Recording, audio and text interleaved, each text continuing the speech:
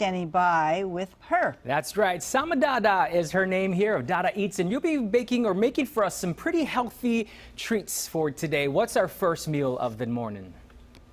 For sure. So we're going to do some plant-based, gluten-free things. And you know what? Even if you don't eat this way, it's really nice to just incorporate some veggies into your system if that's kind of what you want to do. The first thing that we're going to do today is make my Masala quinoa burger. So this is really nice if you want something that's a little veggie friendly for a barbecue, or even if you don't have access to a grill, you can totally make this in your kitchen as well.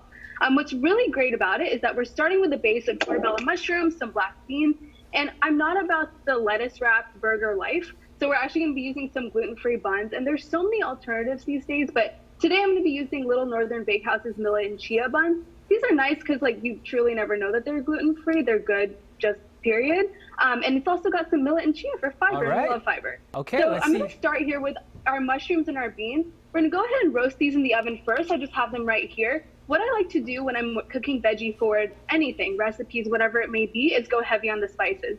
So I've got some cumin, turmeric, cayenne here with the beans. Toss that up in some olive oil, roast in the oven to draw some excess moisture out. How long do you bake them for? About 5 to 10 minutes? About like 15 minutes. So we want to make sure we're just getting it a little bit dry so that when we make it into our veggie burger, we don't have any excess moisture. Got it. So along with those spices that I have layered here, I've also sauteed some onions with the same sort of spices. So masala spices are kind of my key when I'm cooking veggie recipes, just because I want to keep it very flavorful and no one likes a boring vegetable, you know? So what I'm going to do to build this burger, so I've got my mushrooms and I've got my beans here. I'm going to mash it up in this bowl along with some quinoa, which is a nice base here. So I'm going to add that in there. My onions that I've sauteed, a little bit of flaxseed meal, which is nice for a binder right here, and just some flour. So once I kind of mix all of this up, I'm going to mash it with a little potato masher or a fork, just to get your aggression out and also get all of the flavors incorporated well. And it's gonna end up looking a little bit like this, which is nice because then we can just form into a burger. And that's something, if you make the mixture, you can, if you don't make it and cook it all at once, you could probably maybe store it in the fridge and cook it for dinner. 100%. 100%. So you can either form them into patties, keep them in the fridge for, the next day. You can throw them on the grill, put them on the pan in some olive oil, and then it's just gonna look a little bit like this. We've got our gluten-free buns here, which I love, and then it just looks kind of nice and it's delicious and you don't feel like you're missing out on anything.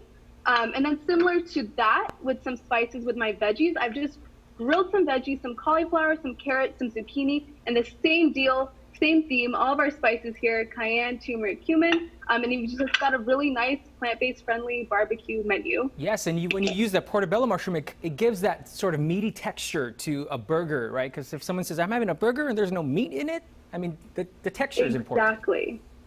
See, you literally stole the words out of my mouth. It's perfect. It's got this nice meaty texture. It keeps it sturdy, keeps it together, which is nice when you're putting it on a bun or a burger because you don't want anything going rogue. So everything kind of stays in one place and it just creates a really nice menu. Even if you're not gluten-free, even if you're not plant-based, it's just something nice to add into your diet. All right. Well, that sounds like a pretty tasty burger. I think I might have to try that one. So you'll be back in the next hour to do a healthy gluten-free stuffed cinnamon sugar roll-up. So that should be really fun. I feel like you're going to love it. All right. But in the meantime, you can check out her website, dadaeats.com, as well as on Instagram.